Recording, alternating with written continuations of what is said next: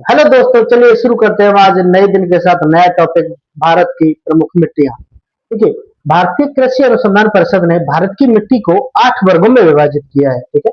वो 8 वर्ग कौन कौन से हैं? तो इसमें सबसे पहले आता है हमारा जलोढ़ मृदा, दूसरा है काली मृदा, लाल मृदा, लेटेराइट मृदा, मरुस्थलीय मृदा, पर्वतीय मृदा, दलदली एवं पीट मृदा और लवणीय एवं क्षारीय मृदा।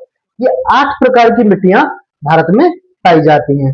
अब हम एक एक करके इन सभी मिट्टियों का विस्तार से वर्गीकरण देखेंगे, कौन सी मिट्टी किस क्षेत्र में पड़ती है। ठीक है।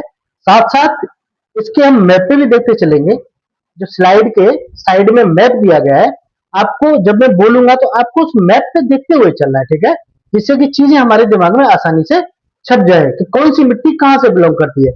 देखिए, भारत में 8 प्रकार की मिट्टियां पाई जाती हैं, लेकिन इनमें जो सबसे ज्यादा क्षेत्र में पाई जाती है वो 4 प्रकार की मिट्टियां हैं। तो सबसे ज्यादा जलोढ़ मृदा, दूसरे नंबर पर है लाल मृदा, तीसरे पे है काली मृदा और चौथे पे है लेटेराइट मृदा। ये 4 मृदाएं मिट्टियां ज्यादातर क्षेत्र में पाई जाती हैं। देखिए, जो ये भारत की मिट्टियां हैं, इन भारत की मिट्टी में इस भारत की मिट्टी में मुख्य रूप से 3 चीजों की कमी पाई जाती है। ठीक है। नाइट्रोजन, फास्फोरस और ह्यूमस। तो बच्चों, ह्यूमस क्या है? तो ह्यूमस जो है, ह्यूमस काले भूरे रंग का एक पदार्थ होता है जो वनस्पतियों और जीव जंतुओं के सड़ने गलने से निर्मित होता है। ठीक है। अब आते हैं हम अपने जलोढ़ मृदा पे। तो जलोढ़ मृदा को हम देखें, तो जलोढ़ मृदा को दोमट मिट्टी या कछारी मिट्टी भी कहते हैं। तो जो जलोढ़ मृदा है, ये नदियों द्वारा पहाड़ों से लाकर मैदानी क्षेत्र में बिछा दी जाती है। इसलिए ये मिट्टी है वो बहुत ज्यादा उपजाऊ भी होती है। तो ये मिट्टी संपूर्ण उत्तरी मैदान और तटीय क्षेत्र में पाई जाती है। इसके अंदर चूना तथा पोटेशियम की अधिकता होती है। तो इसमें कमी की बात करें तो इसके अंदर नाइट्रोजन, फास्फोरस और ह्यूमस की कमी होती है। ये जलोढ़ मिट्टी है, ये धान की खेती के लिए बहुत ज्यादा अच्छी है और साथ ही गेहूं, मक्का, तिलहन और आलू की खेती भी इसमें की जाती है। देखिए, जलोढ़ मिट्टी 2 प्रकार की होती है। जो पुरानी जलोढ़ मिट्टी होती है उसे बांगर कहते हैं और जो नई जलोढ़ मिट्टी होती है उसे खादर कहते हैं। देखिए, हम क्रम से तो जलोढ़ मिट्टी है ये भारत के 5 राज्यों में फैली हुई है। इसका क्रम हम देखें तो पंजाब, हरियाणा, उत्तर प्रदेश, बिहार और पश्चिम बंगाल, इन 5 राज्यों में जलोढ़ मृदा का विस्तार है। इसकी विशेषताएं हम पढ़ चुके हैं। ये बहुत ही ज्यादा, ये सबसे ज्यादा उपजाऊ मिट्टी है। दूसरा, नदियों यह नदियों द्वारा पर्वतीय क्षेत्रों से मैदानों में लाके फैलाई जाती है और खाद्यान्न उत्पादन में यह महत्वपूर्ण भूमिका निभाती है। इसकी जो प्रमुख फसलें हैं वो है गेहूं, चावल और गन्ना। अगली है हमारी काली मृदा। देखिए, काली मृदा का निर्माण बेसाल्ट चट्टानों के टूटने से हुआ है। ठीक है। काली मिट्टी को रेगुर मिट्टी, कपासी मिट्टी और लावा मिट्टी भी कहते हैं। इस मिट्टी का काला रंग टिटेनिफेरस मैग्नेटाइट की उपस्थिति के कारण होता है। काली मृदा का जो ज्यादातर विस्तार है वो 4 राज्यों में है, महाराष्ट्र, गुजरात, मध्य प्रदेश और तेलंगाना। इस मिट्टी की विशेषता है, ये मिट्टी कपास के लिए बहुत ज्यादा फेमस है। ठीक है। तो कपास के लिए प्रसिद्ध है और इस मिट्टी में ना नमी रोकने की क्षमता होती है, क्योंकि ये मिट्टी ना बहुत कठोर होती है। तो इसके जो बीच में दरारें होती हैं, तो जब भी बारिश पड़ती है, पानी आता है, तो ये जो दरारें हैं वो पानी को अपने अंदर सोख लेती है, जिससे कि इस मिट्टी के अंदर नमी की मात्रा लंबे समय तक बनी रहती है। लावा चट्टानों से इस मिट्टी का निर्माण होता है।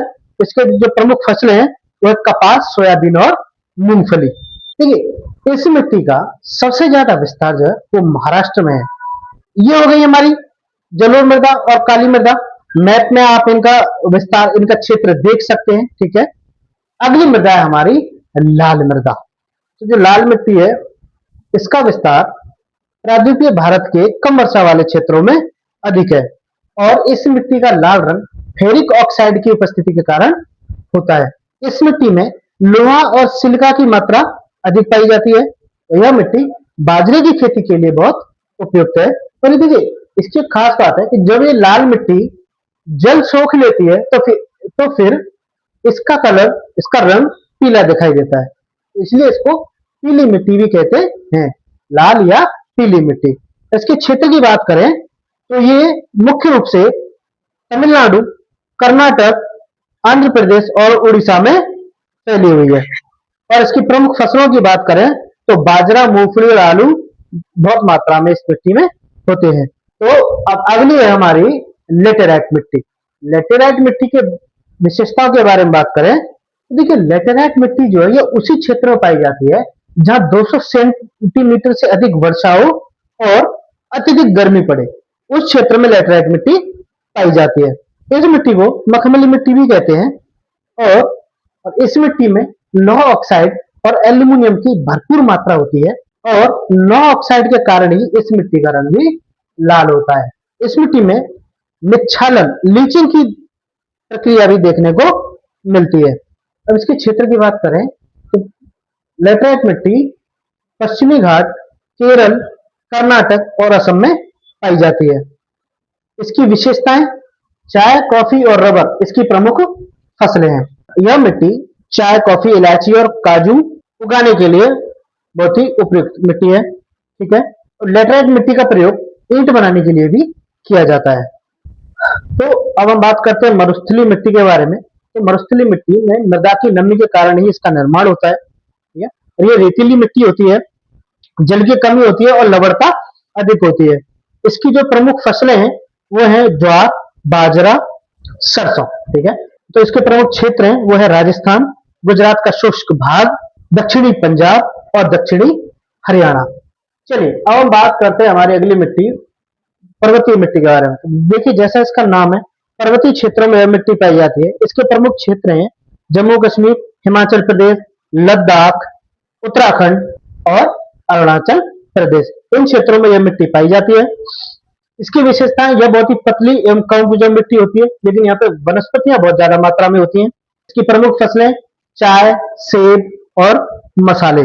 चाय, सेब, नाशपाती और मसाले यहाँ पे प्रमुख रूप से उगाए जाते हैं। अगली हमारी दलदली एवं पीट मिट्टी। तो दलदली एवं पीट मिट्टी का निर्माण वो अत्यधिक वर्षा और वनस्पतियों के सड़ने गलने के कारण हुआ है। इस मिट्टी में ह्यूमस की मात्रा अधिक होती है, क्योंकि मैंने बताया था ह्यूमस का निर्माण वनस्पतियों, जीव जंतुओं के सड़ने गलने से होता है। तो दलदली मिट्टी में अत्यधिक वर्षा के कारण जो वनस्पतियां, जीव जंतु मर जाते हैं, सड़ जाते हैं, इसलिए इस मिट्टी में ह्यूमस की मात्रा ज्यादा पाई जाती है। अब हम इसके प्रमुख क्षेत्रों की बात करें तो सुंदरवन का डेल्टा, केरल तक ये क्षेत्र, उत्तरी बिहार और तमिलनाडु का तटीय भाग, ये इसके प्रमुख क्षेत्र हैं। इसकी विशेषताएं, जैविक पदार्थ अधिक होते हैं, काले रंग की मिट्टी होती है और अत्यधिक नमी होती है इसमें। इसकी जो प्रमुख फसल है वो है धान और जूट। अब है लास्ट हमारी लवणीय मिट्टी। देखिए, लवणीय मिट्टी जो है इसके अंदर ना लवण की मात्रा ज्यादा होती है, मतलब नमक की मात्रा ज्यादा होती है। तो जो गुजरात का कच्छ क्षेत्र है, राजस्थान का जो क्षेत्र है, जो राजस्थान का जो पश्चिमी क्षेत्र है, वहां पे इसकी मात्रा अधिकता पाई जाती है, समुद्र के किनारे जहां पर भी नमक बनाया जाता है। तो इसके जो प्रमुख क्षेत्र हैं वो है राजस्थान, गुजरात, हरियाणा और पश्चिमी उत्तर प्रदेश। ठीक है। इन क्षेत्रों में लवणीय मिट्टी पाई जाती है। पश्चिमी उत्तर प्रदेश के भी कुछ हिस्सों में लवणीय मिट्टी पाई जाती है। इसमें विशेषता क्या होती है? नमक की मात्रा अधिक होती है, खेती के लिए कम उपयुक्त होती है, सिंचाई और सुधार से उपजाऊ बनाई जाती है। इसकी जो प्रमुख फसलें वो है जौ और कपास। ठीक है। अब हम मिट्टी के बारे में, ये हो गई हमारी 8 प्रकार की मिट्टियां। तो देखिए, अब हम बात कर लेते हैं कुछ महत्वपूर्ण तथ्यों के बारे में। जैसे मुख्यतः फसलों को उगाने के लिए मिट्टी का पीएच मान 6 से 7 के बीच में होना चाहिए। और हमने 2 प्रकार की मिट्टी पढ़ी थी, अम्लीय और क्षारीय। देखिए, जिस मिट्टी में अम्ल की मात्रा ज्यादा होती है, जो अम्लीय मिट्टी ज्यादा होती है, उसे कम करने के लिए उसमें चूने का प्रयोग किया जाता है। और जो मिट्टी क्षारीय ज्यादा होती है, उसमें क्षारीयता को कम करने के लिए जिप्सम का प्रयोग किया जाता है। ये हो गई हमारी 8 प्रकार की मिट्टियां और उनका विवरण। ठीक है। अब इन मिट्टियों को आपको बार बार रिवीजन करना है, बार बार इस वीडियो को देखना है, मैप में बार बार चीजों को लोकेट करना है। मैं फिर कह रहा हूं आपको, एक खाली मैप ले लिया कीजिए और खाली मैप पे चीजों को आप जब लिखेंगे, बनाएंगे, ड्रॉ करेंगे, तो आपको चीजें जल्दी आसानी से याद हो जाएंगी और फिर आपके एग्जाम में बहुत ज्यादा मदद करेंगे। चलिए, हमारी मिट्टियों वाला चैप्टर, तो 8 प्रकार की मिट्टियां, भारत में कृषि अनुसंधान परिषद ने मानी है, उनका हमने विस्तार से विवरण किया, पढ़ा। अब उनका हमें रिवीजन करना है।